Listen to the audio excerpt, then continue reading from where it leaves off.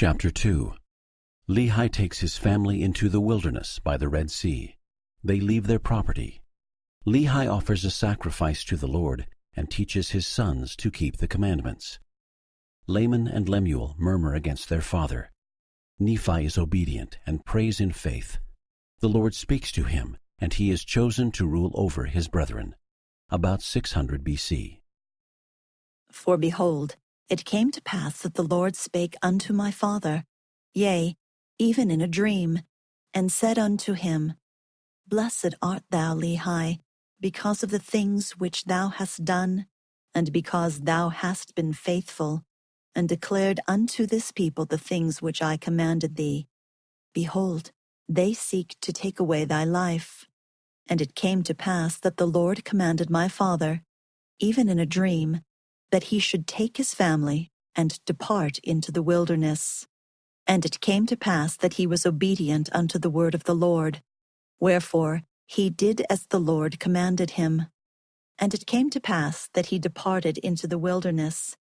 And he left his house and the land of his inheritance, and his gold and his silver and his precious things, and took nothing with him, save it were his family and provisions and tents, and departed into the wilderness. And he came down by the borders near the shore of the Red Sea. And he traveled in the wilderness in the borders which are nearer the Red Sea.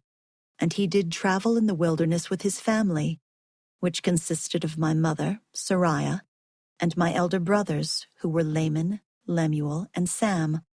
And it came to pass that when he had traveled 3 days in the wilderness, he pitched his tent in a valley by the side of a river of water. And it came to pass that he built an altar of stones, and made an offering unto the Lord, and gave thanks unto the Lord our God. And it came to pass that he called the name of the river Laman, and it emptied into the Red Sea, and the valley was in the borders near the mouth thereof. And when my father saw that the waters of the river emptied into the fountain of the Red Sea, he spake unto Laman, saying, O that thou mightest be like unto this river, continually running into the fountain of all righteousness.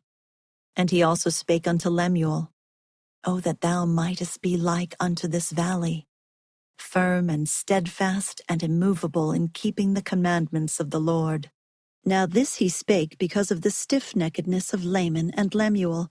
For behold, they did murmur in many things against their father, because he was a visionary man, and had led them out of the land of Jerusalem, to leave the land of their inheritance, and their gold, and their silver, and their precious things, to perish in the wilderness. And this they said he had done because of the foolish imaginations of his heart. And thus Laman and Lemuel, being the eldest, did murmur against their father. And they did murmur because they knew not the dealings of that God who had created them.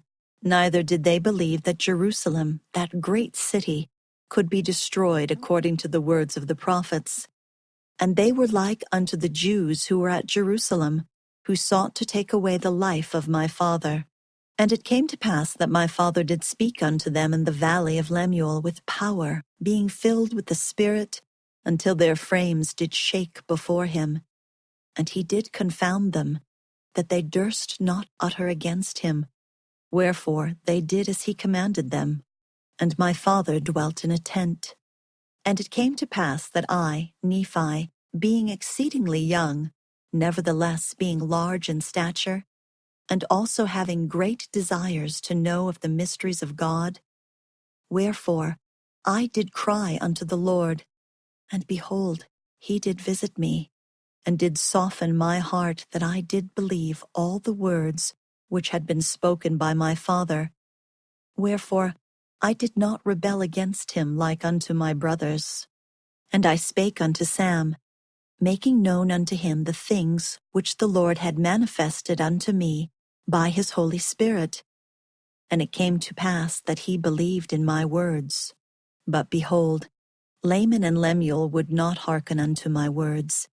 And being grieved because of the hardness of their hearts, I cried unto the Lord for them.